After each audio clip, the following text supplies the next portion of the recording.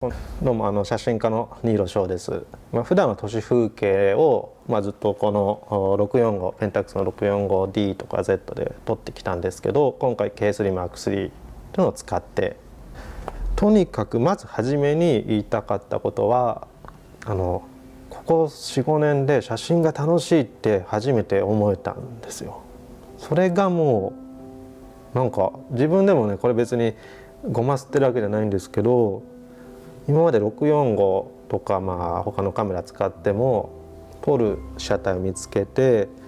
でそれをどうやってこう作品にしなきゃいけない、要は作品にしようっていうやっぱそこの思考プロセスが結構あったんですよね。で今回 K3M3 使ってそこの考えなきゃいけないっていうところがなんかこう一気に外れてくれて、素直な気持ちでね写真がなんか楽しくなったっていうのがあります。それが本当に大きいですね。もう僕いろんなことあると思うんですけど、写真が楽しい、これはねを思い起こさせてくれたのには感謝してますね。僕は645の D を3台ぐらい使って今 Z 使ってるんですけど、こう被写体見つけて、でこのやっぱ重量感があるから使ってるっていうのもあるんですよ。街のパワーっていうかそういうものを写真に押し込むためには自分もこれぐらいの力で持ってっていう、ある意味不自由な、しかも 105mm の67のレンズなんで、でもこれでずっとやっぱ結構しっくりくるように、ただやっぱりこうピントも結構時間かかるし、このピント合わせの時間って結構見る時間なんですよね。だか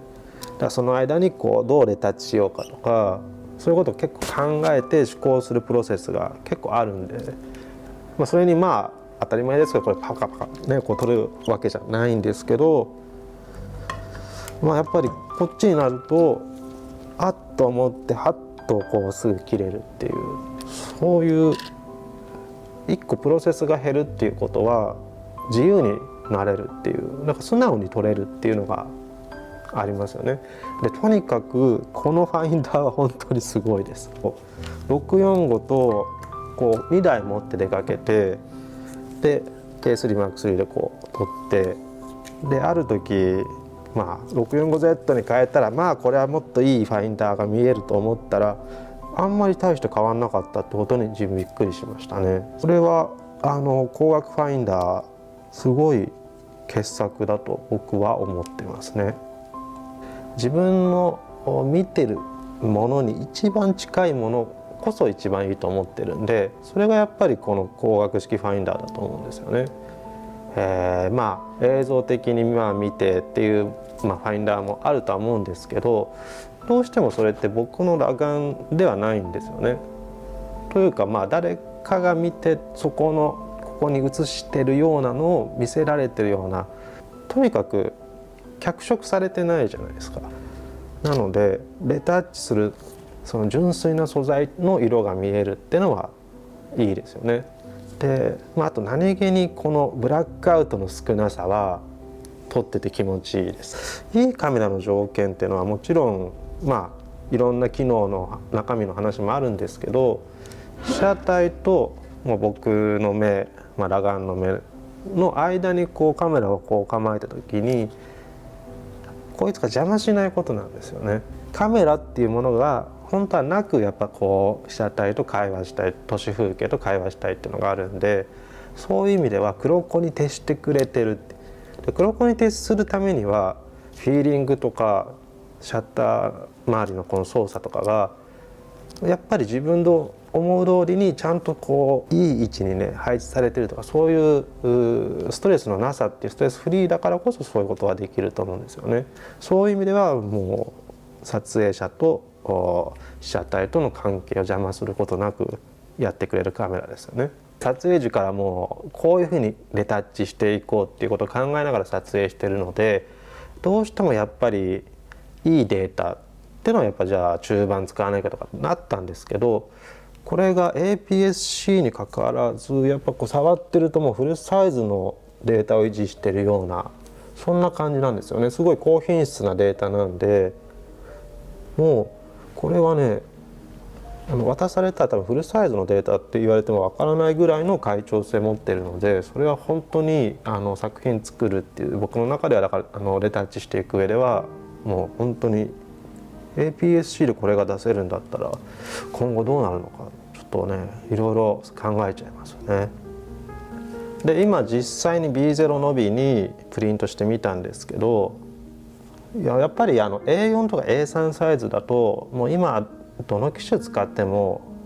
はっきり言っても中盤サイズのデジタルとか使っても全然わからないと思うんですよ、スマートフォンでも。なのでやっぱ B0 のびまで伸ばして、見てみた時にやっぱり画質がいいんだなっていうのは実感できましたね。解像度と快調性が両立されているっていうこと、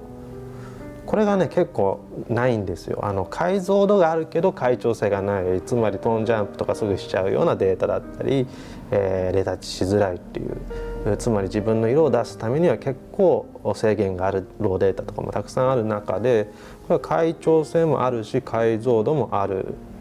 これは結構 APS-C では今までなかったんじゃないかなっていう。